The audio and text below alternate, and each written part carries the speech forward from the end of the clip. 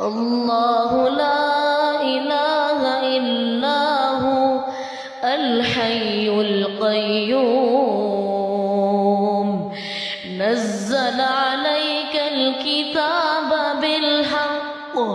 بالحق مصدقا لما بين يديه وأنزل التوراة والإنجيل من قبل هدى للناس وأنزل الفرقان